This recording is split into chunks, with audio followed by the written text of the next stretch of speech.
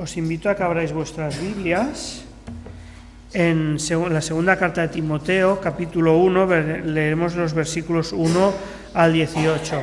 Ricard nos propone las próximas semanas, hasta finales de abril, las predicaciones estarán basadas en esta segunda carta de Timoteo. Entonces tengo la oportunidad yo de empezar el estudio, la predicación. Dice así, 2 Timoteo 1, del 1 al 18. Pablo, apóstol de Cristo Jesús, por la voluntad de Dios, según la promesa de vida que tenemos en Cristo Jesús. A mi querido hijo Timoteo, que Dios el Padre y Cristo Jesús, nuestro Señor, te concedan gracia, misericordia y paz. Al recordarte de día y de noche en mis oraciones, siempre doy gracias a Dios, a quien sirvo con una conciencia limpia, como lo hicieron mis antepasados. Y al acordarme de tus lágrimas, anhelo verte para llenarme de alegría. Traigo a la memoria tu fe sincera, la cual animó primero a tu abuela Loida y a tu madre Eunice, y ahora te anima a ti. De eso estoy convencido. Por eso te recomiendo que avives la llama del don de Dios que recibiste cuando te impuse las manos. Pues Dios no nos ha dado un espíritu de timidez, sino de poder, de amor y de dominio propio. Así que no te avergüences de dar testimonio de nuestro Señor, ni tampoco de mí, que por su causa estoy prisionero.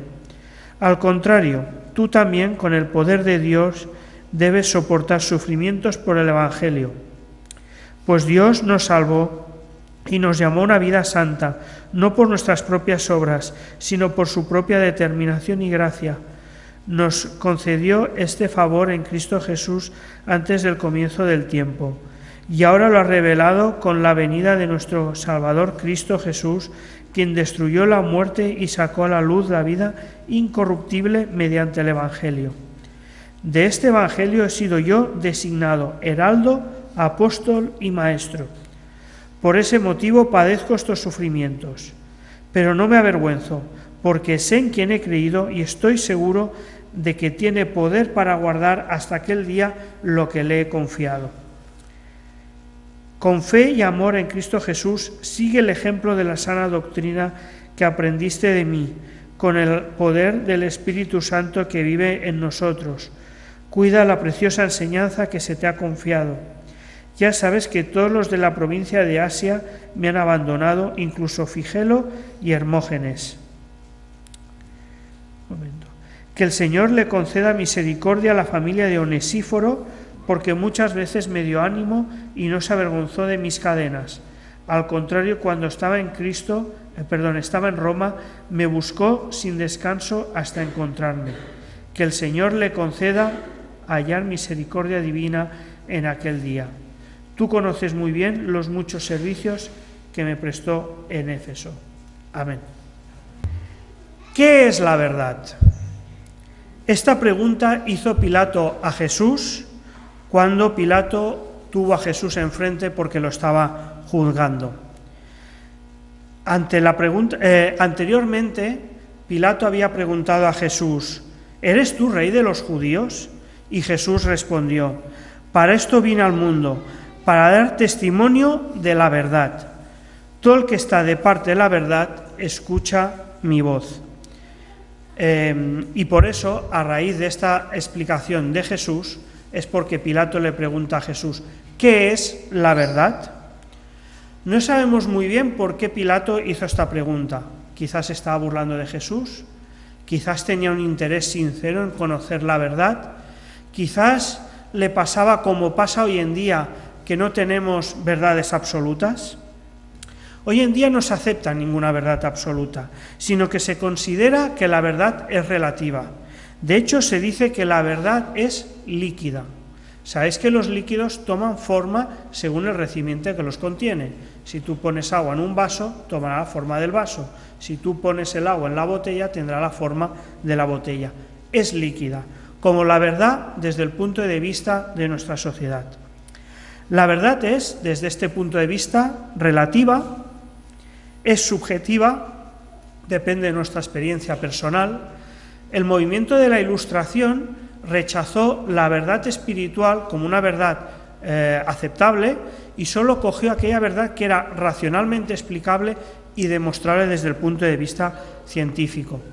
Grave error, porque la ciencia y la razón no pueden explicar toda la verdad. Necesitamos la revelación de la palabra para conocerla, pero por lo menos era un poco más objetiva que lo que tenemos hoy en día, porque hoy en día la verdad está sometida a nuestros sentimientos.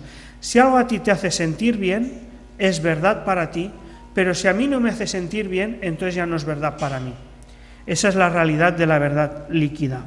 Además, cambia constantemente nuestros principios, nuestras enseñanzas que circulan y que están de moda, van cambiando y se van sustituyendo una tras otra. Además, están fuertemente influenciadas por los medios y también por las redes sociales de las que hemos llamado esta mañana. Hoy en día, cualquier persona, sin tener ni remota idea de algo, puede difundir un bulo y ese bulo puede llegar a ser casi como si fuera una verdad. Es difícil también distinguir entre hechos, que son veraces, y opiniones que por lo menos son cuestionables y que cada uno pues, puede tener las suyas. Y también es difícil distinguir entre información veraz y desinformación. Hoy en día es posible incluso fabricar un vídeo con inteligencia artificial y hacerlo difundir como si fuera una noticia y es muy fácil creérselo. El escritor de Eclesiastés ya había observado que bajo la capa del sol todo es vano y voluble, y que da igual las riquezas o el poder que tengas porque la muerte termina con todo. ¿Cuántas veces nos hemos visto en un entierro, diciéndolo nosotros o otras personas que no son ni siquiera cristianas, diciendo, es que no somos nadie, hoy estás aquí y mañana ya dejas de ser? Esa es una realidad completamente veraz para Pilatos y para nosotros hoy. Pilato tenía la verdad en sus propias narices. Jesús mismo se había declarado a los discípulos en la última cena, se había declarado como el camino, la verdad y la vida. Jesús es la única respuesta ante la realidad de la muerte. Ante esa realidad que el predicador había observado en Eclesiastés, de que la muerte termina con todo y que convierte todo lo que nos rodea en relativo, Jesús es la única respuesta verdadera a esa realidad. Por eso es el único camino, por eso es la única verdad y por eso es la única vida. El evangelista Juan, el que recoge todo esto que os estoy diciendo, lo testifica al inicio de su evangelio. Dice que en Jesús estaba la vida, que Jesús es la luz verdadera y que la gracia y la verdad nos han llegado por medio de Jesús. Pilato tuvo la verdad delante de él, pero o no supo o no quiso aceptarla. La rechazó porque prefirió escuchar a las multitudes antes que a la verdad, y por eso prefirieron soltar un delincuente antes que a Jesús, que él sí que era la verdad. El apóstol Pablo, el autor de la carta que empezamos a leer hoy, durante las próximas semanas, tuvo también en su origen un estatus social, tuvo poder, tuvo riqueza, tuvo una gran formación cultural, y él también podía haber rechazado la verdad como hizo Pilato, con el fin de preservar su estatus social, su economía, la vida que él tenía cuando él conocía al Señor. Sin embargo, todo cuanto tenía lo tuvo por basura en comparación con el amor del Señor. A causa de ello, Pablo estaba preso, a punto de ser ejecutado, y por eso escribe esta carta a Timoteo. Más adelante en la carta le dice Pablo a Timoteo, yo por mi parte ya estoy a punto de ser ofrecido como en sacrificio, y el tiempo de mi partida ha llegado. He peleado la buena batalla, he terminado la carrera, me he mantenido en la fe. Por lo demás me espera la corona de justicia que el Señor, el juez justo, me otorgará en aquel día. Y no solo a mí, sino también a todos los que con amor hayan esperado su venida. ¿Por qué Pilato tuvo la oportunidad de juzgar a Jesús y rechazar la verdad? ¿Y por qué ahora Pablo está a punto de ser ajusticiado precisamente por haber abrazado la verdad? Pues esta mañana Joaquín nos lo ha compartido al principio de la escuela dominical, y es que estamos en una guerra espiritual desde que el pecado entró en el mundo, en Adán y Eva, hasta que el Señor vuelva y restaure todas las cosas. Estamos en una guerra espiritual. Esa guerra fue derrotada en el Calvario, en la cruz, pero ahora el diablo intenta todo lo posible hacer de alguna manera menguar todo lo posible la Iglesia, lo que es el pueblo de Dios. Y por eso hay una guerra entre aquellos que aceptan la verdad de Jesús y aquellos que la rechazan. Por eso Pilato tuvo la oportunidad de juzgar y condenar a Jesús, y por eso Pablo estaba preso por causa de la verdad, por causa de esa guerra espiritual. Como Pablo está a punto de ser ajusticiado, Pablo escribe esta última carta a Timoteo para prepararle para que pueda seguir su ministerio cuando Pablo ya no esté. En este primer capítulo que meditamos hoy, Pablo exhorta a Timoteo y también a nosotros a perseverar en la verdad, o a mantenernos en la verdad, como lo queráis llamar, en la verdad que es el Evangelio de Jesús, y nos muestra ejemplos de esta perseverancia. El texto que hemos leído no aparece la palabra verdad en ningún momento. Por eso cuando Ricard me compartió este título, de entrada me sorprendió un poco, incluso me animé a cambiarlo. Pero si leéis toda la carta, veréis que a partir del capítulo 2 de la carta, la palabra verdad aparece unas 6 veces. Y aunque en el texto que hemos leído la palabra explícitamente verdad no aparece, sí que aparecen una serie de expresiones sinónimas que todas apuntan hacia el concepto de verdad como Cristo es la verdad, como la verdad del Evangelio, como la verdad de que solamente en Cristo hay salvación. En el versículo 1 nos dice que la verdad es la promesa de vida que tenemos en Cristo Jesús. En el versículo 8 nos dice que la verdad es el Evangelio de Jesucristo. Los que hemos seguido el estudio de Marcos en la escuela dominical, recordaréis el primer versículo que decía Evangelio de Jesucristo, Hijo de Dios. Y ahí Marcos nos presenta el Evangelio o el mensaje de Jesús. Y durante la primera mitad nos habla solamente de Jesús, de quién es Él, de cómo Él tiene poder y autoridad para vencer al pecado, cómo tiene poder y autoridad para vencer la muerte. Por eso Jesús es la verdad. Y a partir de la segunda parte, que es la que nos dejamos a medias hasta que volvamos, Jesús nos presenta su camino, que es seguirle a Él, tomar nuestra cruz cada día y seguirle. Y finalmente, en los versículos 13 y 14 de la lectura que hemos leído, en ellos se nos presenta la verdad como la sana doctrina o también la sana enseñanza. Es decir, que la verdad es el Evangelio de Jesús, la verdad son las promesas de vida eterna, la verdad es la promesa y la sana enseñanza.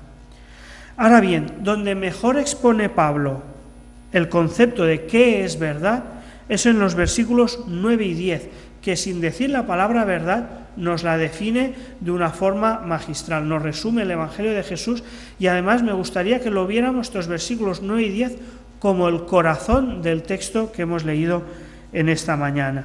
Versículos 9 y 10 dice: pues Dios nos salvó y nos llamó a una vida santa, no por nuestras propias obras, sino por su propia determinación y gracia.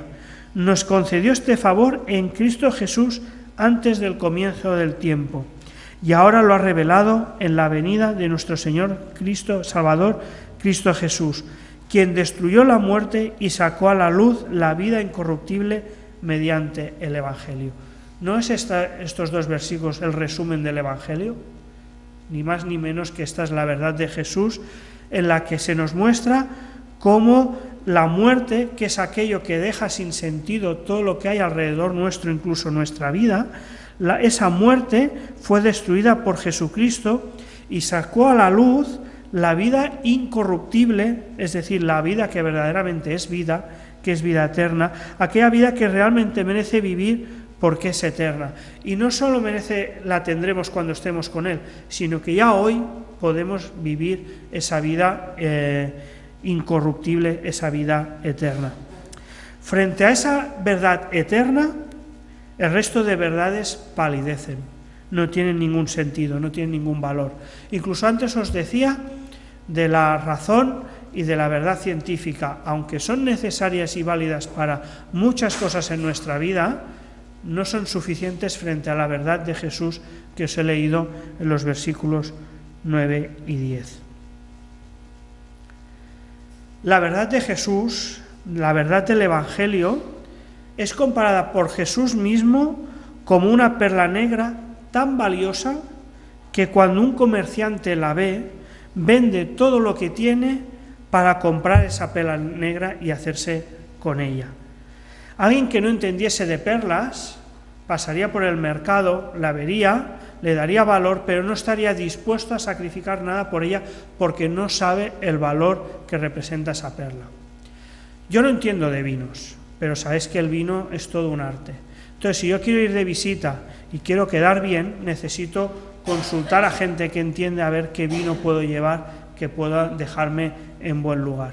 Pues igual pasa con ese comerciante de la parábola, como entiende de perlas, como sabe el valor que tiene la perla negra del Evangelio, está dispuesto a sacrificarlo todo con tal de hacerse propietario de esa perla. Eso es lo que hizo Pablo al rechazar todo lo que tenía en la vida y agarrarse a la verdad del Evangelio. Y eso es lo que no supo hacer Pilato cuando tuvo la verdad delante de sus narices. Dice Pablo en el versículo 12, dice: por este motivo padezco estos sufrimientos, pero no me avergüenzo, porque sé en quién he creído y estoy seguro de que tiene poder para guardar hasta aquel día lo que me ha confiado. Y en vuestras versiones, la versión Reina Valera, dice: estoy seguro que es poderoso para guardar mi depósito para aquel día. Pablo tenía en tanto valor esa perla negra que estaba dispuesto no solo a perder la vida que él tenía antes, sino a sufrir por ello con tal de agarrarse esa perla negra que era la verdad del Evangelio. Esa idea de depósito o tesoro también la encontramos en 1 de Pedro 1,4 cuando dice: alabado sea Dios, Padre nuestro Señor Jesucristo, por su gran misericordia, nos ha hecho nacer de nuevo mediante la resurrección de Jesucristo, para que tengamos una esperanza viva y recibamos una herencia indestructible, incontaminada e inmarchitable. Tal herencia está reservada en el cielo para nosotros, y a quienes el poder de Dios protege mediante la fe hasta que llegue la salvación que se ha de revelar en los últimos tiempos. En el Evangelio de Marcos también hemos visto cómo Pedro y los discípulos también dejaron las redes, dejaron sus familias, dejaron sus casas para seguir al Maestro, y luego cuando el Maestro se marchó siguieron siguiéndole y sufriendo hasta dar su vida, porque también subieron el valor que tenía esa perla negra que es la verdad del Evangelio. Hermanos, si no somos capaces a veces de perseverar en el Evangelio, si a veces nos mostramos fluctuantes, es porque en nuestra mente y nuestro corazón no estamos plenamente convencidos del tesoro que hemos recibido de parte de Dios. Aún pensamos a veces que en este mundo hay perlas más valiosas que la perla negra del Evangelio, y por eso mismo a veces tenemos un pie en cada lado. Y hay veces cuando especialmente estamos en la iglesia los domingos nos comportamos de una manera, y a veces cuando estamos en nuestra labor, en nuestro trabajo, en las áreas de nuestra vida, parece que estemos en el otro lado del Evangelio. Estamos como titubeantes porque en nuestro corazón no hemos aprendido a darle el valor que merece la verdad del Evangelio de Jesús. Estamos hablando de la armadura de Dios, y hoy nos han hablado del cinturón de la verdad. También se nos va a hablar del yelmo de la salvación. Pues ambos textos van hacia lo mismo, van hacia la idea de que cuando nuestra cabeza, nuestra mente, nuestros pensamientos tienen en mente la salvación, la perla negra de la salvación, entonces cuando andamos correctamente la batalla de la fe que se nos está, recordando en estos días. Puesto que la verdad del Evangelio es tan valiosa, Pablo exhorta a Timoteo a avivar la llama del don que recibió cuando le fueron impuestas las manos. ¿Qué significa avivar la llama del don que recibió? Pablo conoció a Timoteo en su segundo viaje cuando estaba en Iconio y Listra. Y se añadió al equipo de Pablo, Timoteo se añadió al equipo de Pablo después de que Pablo recibiera buenas referencias de Timoteo por parte de los ancianos del lugar donde Timoteo se había criado. A partir de ese momento, Timoteo pasa a formar parte del equipo de Pablo y en varias ocasiones Pablo delegó en él, cuando él no podía estar en un determinado lugar, como en Tesalónica, como en Éfeso, como en otros lugares, enviaba a Timoteo como su delegado, de manera que él pudiese supervisar y continuar la labor de Pablo cuando Pablo no podía estar presente en todos lugares. Y por eso Pablo necesita exhortar y animar a Pablo para que Timoteo pueda seguir su labor cuando Pablo ya no esté. Ahora Pablo iba a partir con el Señor y Timoteo debía seguir ejerciendo su ministerio sin el apoyo ni personal ni por carta de Pablo. Así que Timoteo debía ejercer su don, su ministerio, con mucha valentía. Timoteo, igual que Pablo, había recibido un don, un regalo de parte del Señor, que es el de poderle servir en su obra. Porque, hermanos, cuando servimos al Señor, que a veces nos resulta como nos comportamos como si fuera una carga, la realidad es que es un don y un regalo que el Señor nos ha dado el poder participar de su obra. No solo nos ha hecho hijos, no solo nos ha hecho partícipes de su familia, sino que también nos hace siervos y por eso ministros. Esa es la palabra que se aplica no solo a personas que ocupan puestos de liderazgo en la Iglesia, sino a todos nosotros. Ese es el privilegio y el regalo que nos ha dado el Señor a nosotros también. Se ha dicho que Timoteo era de carácter tímido y por eso en varias ocasiones Pablo exhorta a Timoteo a no tener espíritu de timidez, sino a tener espíritu de valentía. También otros dicen más bien que, claro, no es que Timoteo fuera tan tímido. A fin de cuentas, Juan Marcos había abandonado a Pablo en el primer viaje. En cambio, Timoteo se había mantenido fiel todo el tiempo, al menos de que nosotros tengamos constancia. Pero el ministerio que le esperaba a Timoteo era tan duro, tan importante, que era importante que avivase el don, el ministerio que el Señor le había dado. En cualquier caso, Pablo exhorta a Timoteo a ejercer su ministerio no con espíritu de timidez, sino con poder, amor y dominio propio. También exhorta a Timoteo a no avergonzarse del Señor, sino que debe estar dispuesto a soportar sufrimientos por el Evangelio.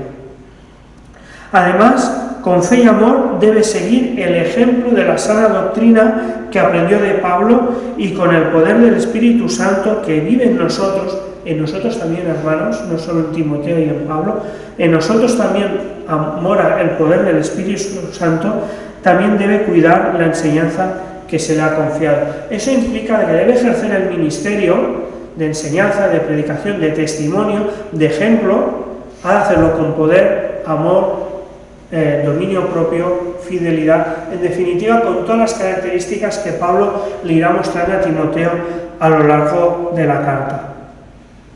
Es muy importante esta exhortación que Pablo le hace a Timoteo. Al principio de la carta, y Joel antes lo ha recordado en el tiempo de alabanza, Pablo le recuerda la fe sincera de Timoteo. Se acuerda de esa fe. Una fe que había animado anteriormente a su abuela, después había animado a su madre, y ahora Pablo estaba convencido que esa fe también animaba a Timoteo. Si lo que buscaba Pablo de Timoteo es que tuviera una fe, como muchas veces tenemos, que nos lleva a tener una vida de rutina, una vida con un ministerio apagado, una vida con una llama apagada, Pablo se podía haber ahorrado la carta, porque Pablo ya tenía fe para eso y mucho más. Pero Pablo necesita exhortar a Timoteo que vaya más allá de lo que muchas veces nos lleva nuestra fe. Nuestra llama muchas veces, como digo, está a veces apagada o poco le falta. Igual que Timoteo necesitamos avivarla. No se trata únicamente, no estamos hablando únicamente de nuestra labor que podamos desarrollar en el ámbito de la Iglesia, que también lo incluye. Eso también forma parte de nuestro ministerio. Sino que Pablo nos recuerda en el texto que Dios nos salvó y nos llamó a una vida santa. Por tanto, el don que Dios nos ha puesto a nosotros incluye todas las áreas de nuestra vida. Hace poco vino un señor y nos enseñó cómo administrar nuestras finanzas, cómo ser buenos mayordomos fieles de nuestros recursos económicos. Pues eso está incluido en lo que Pablo le está diciendo a Timoteo. También debemos hacerlo con poder, amor y dominio propio. También nos exhorta a nosotros a seguir el ejemplo de la sana doctrina y con el del Espíritu, el poder del Espíritu Santo, que insisto, también mora en nosotros, a cuidar la enseñanza que se nos ha cuidado. Y eso implica, hermanos, a poderla transmitir a otros, y para ello implica vivir coherentemente a esa enseñanza. Porque como se nos ha dicho esta mañana, si no somos veraces, si no somos coherentes, entonces no estamos llevando el cinturón de la verdad. Hermanos, ¿cómo vivimos en relación a la verdad del Evangelio?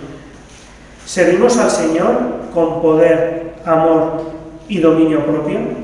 Son preguntas que a la luz del texto deberíamos hacernos cada uno de nosotros, pensarlas, reflexionarlas y intentar poner remedio a ello.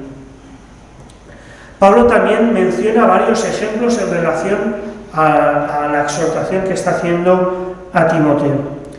Pablo, por ejemplo, menciona ejemplos de personas que no fueron fieles a la verdad. Nos habla de todos los de Asia, le abandonaron cuando Pablo fue hecho prisionero, y además cita a Figelo y Hermógenes por nombre. Estas personas no fueron como Pilato, que rechazaron el Evangelio de plano, sino que más bien fueron como aquella semilla plantada en tierra pedregosa o en espinos, que aceptando el Evangelio de entrada, luego las dificultades de este mundo o aquello que el mundo nos atrae, hicieron que la semilla muriese. Estas personas habían actuado de esa manera, habían aceptado la verdad del Evangelio, pero para ellos no era tan valiosa como para sufrir cárcel, persecución o la vergüenza de tener un compañero en la cárcel. Pero otros sí fueron fieles. Por ejemplo, Pablo menciona a Onesíforo. Dice que no se avergonzó de Pablo, sino que le dio ánimo. Buscó a Pablo en Roma y perseveró hasta que lo encontró. Y previamente había servido de muchas formas a Pablo en Éfeso. Es decir, así como Pablo y también Timoteo estaba siendo, era una persona que había sabido valorar la verdad del Evangelio, soportando las dificultades y alcanzando la meta de lo que él se había propuesto, como por ejemplo encontrando a Pablo. Pero para mí el mayor ejemplo que brilla en este texto es el de Pablo mismo. Pablo nos muestra cómo supo valorar el valor de la verdad del Evangelio, la valoró como aquella perla negra, estuvo dispuesto a renunciar a todo lo que tenía en su vida, estuvo dispuesto a sufrir por ello, incluso encarcelamiento, incluso en ejecución, y además había perseverado en ello. Pero voy a añadir algo más a ello.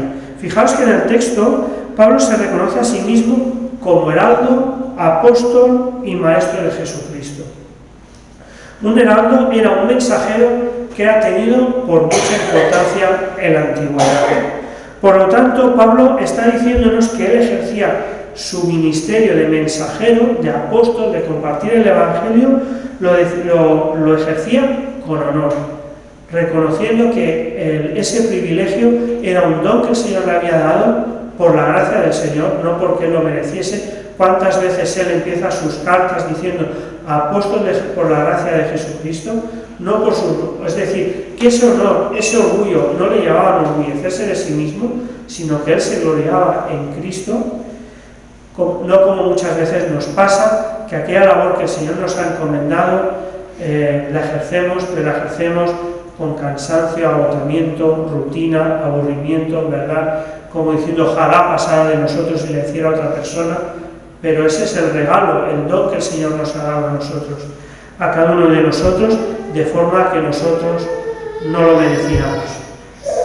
En esta mañana os quiero compartir también un testimonio veraz de un caso real que ilustra muy bien lo que Pablo nos enseña en esta mañana. Se trata de una mujer que se llama Jorina, que vive en el norte de Bangladesh, donde la mayoría de la población, en ese lugar es musulmana, más del 90%, Y aunque la Constitución de este país garantiza la libertad religiosa, la conversión de un musulmán al cristianismo puede crear graves consecuencias, quizás no políticas, pero sí sociales. En esta cultura, las mujeres son consideradas inferiores a los hombres y una mujer cristiana que se le ha convertido del Islam al cristianismo todavía tiene menor dignidad. Esto nos hace pensar en lo que decía Pablo de sufrir dificultades, de sufrir vergüenza muchas veces, ¿verdad? Jorina era musulmana cuando se casó con un hombre que, siendo musulmán, era un hombre que buscaba la verdad. Tanto su marido como ella se convencieron que la Biblia es veraz y aceptaron a Jesús como su Señor y Salvador. Y por cierto, lo hicieron con la ayuda del Corán precisamente, pero también con la ayuda de otras personas de su entorno que les compartieron el Evangelio. Cuando compartieron, ellos no entendieron la verdad, la perla negra que habían recibido como un tesoro privado, sino que hicieron lo que la Biblia enseña, que es compartirlo en su entorno, en su alrededor. Y lo hicieron sin temor a las consecuencias. Cuando compartieron su conversión en su entorno social, sus amistades se apartaron de ellos, algunos dejaron de llamarlos por nombre, empezaron a llamarlos como los cristianos, como si su nombre ya no tuviera importancia. Pero lo más grave es que en una ocasión 10 o 15 mujeres llamaron a Jorina aparte. Ella pensó que eran mujeres sin interesarse en el Evangelio, pero estas mujeres le exigieron que se desnudara para que mostrara si tenía la marca. ¿A qué se referían con la marca? Ellos tenían una mala interpretación de aquel texto que dice en el primer capítulo de Efesios, que dice que el Espíritu Santo nos ha sellado, ¿verdad?, con el sello del Espíritu Santo. Ellos esperaban ver una marca física, cuando en realidad la Biblia nos habla de una marca espiritual. Ella se lo explicó, pero ellas no lo entendieron hasta que al final no tuvo más remedio que desnudarse delante de ellas. Si para nosotros mostrar nuestra desnudez pues nos da normalmente vergüenza, en aquella cultura, en aquella sociedad, que una mujer que se desnude, aunque sea delante de otras mujeres, es un acto de humillación, es un acto para avergonzarla. Y más cuando aquellas mujeres sabían ese valor, ese significado, la obligaron a ella a desnudarse. Como mujer cristiana, para ellas no tenía ningún valor y estuvieron dispuestas a someterle a esa humillación. Para ella eso fue tan humillante que tardó mucho tiempo en contarlo a nadie. Y aún hoy, cuando lo cuenta, aunque ya lo ha superado, aún cuando lo cuenta llorando. Finalmente lo contó a hermanos de su iglesia, donde recibió el apoyo que ella necesitaba. En otro tiempo, ella habría reaccionado con odio y venganza. Sin embargo, por medio del Evangelio, ella eligió seguir a Jesús y obedecer sus palabras de amor. A pesar de esa experiencia y de diversas amenazas de muerte que siguieron, que incluso recibieron los hijos de este matrimonio, a pesar de todo ello, ellos hoy día siguen compartiendo el Evangelio. Y Dios ha bendecido su perseverancia en la verdad. Algunos de sus vecinos ahora siguen a Jesús. Actualmente hay 25 familias que se reúnen en su iglesia, en su casa, que actualmente recibe el apoyo de Puertas Abiertas. 25 familias, yo creo que aquí no llegamos, o sea, somos 30 y pico, no son 25 familias, así que en medio de la persecución Dios ha bendecido a esa iglesia más de lo que estamos nosotros en estos momentos. Y actualmente Jorina tiene también un ministerio entre mujeres a las que puede ayudar a superar traumas como el que ellas tuvo que sufrir, incluso aprender que el Evangelio, la verdad del Evangelio, dignifica a la mujer mucho más que lo que hace la religión musulmana. Daros cuenta, hermanos, como esta historia, este testimonio real, ilustra muy bien todo lo que hemos aprendido en esta mañana. En primer lugar, Jorina y su marido supieron apreciar la verdad del Evangelio como la perla negra valiosa, como hizo Pablo. Estuvieron dispuestos a sufrir las dificultades, el aislamiento social y la vergüenza por causa del Evangelio. Si no hubiera sido por la verdad del Evangelio, esta mujer podría haber renunciado, como estas personas que se nos cita por nombre en la Biblia, o podría haber optado, como nos pasa muchas veces a nosotros, podrían haber optado por ser nicodemitas. ¿Sabes lo que es un nicodemita? Recordad que Nicodemo fue aquella persona que visitó a Jesús de noche por miedo a ser descubierto.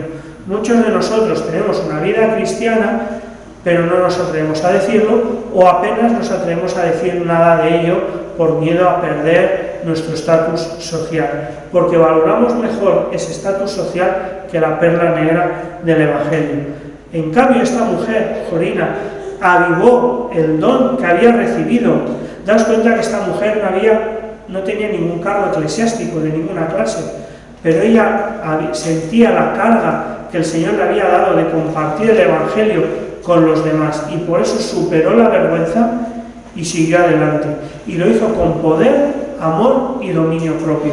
No dejó llevarse por su deseo de venganza, sino que aprendió a amar a aquellas personas y a perdonar a aquellas personas que le habían dañado, y además ejerció su don con poder, y por eso el Señor la ha bendecido con un ministerio bendecido.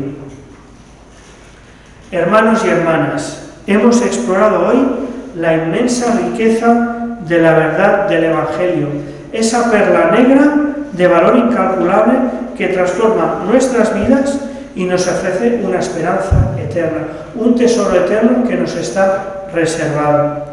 El testimonio de Pablo y de Jorina nos recuerdan que perseverar en la verdad no siempre es fácil. Habrá momentos de humillación, rechazo e incluso de peligro. Pero al igual que ellos, estamos llamados a avivar la llama del don que hemos recibido, a servir al Señor con poder, amor y dominio propio, y a confiar en que Dios guardará nuestro tesoro hasta aquel día. Que el Espíritu Santo nos capacite para vivir y proclamar la verdad del Evangelio con valentía y fidelidad, y que podamos experimentar la plenitud de la vida que solo se encuentra en Jesucristo, nuestro Señor y Salvador. Amén.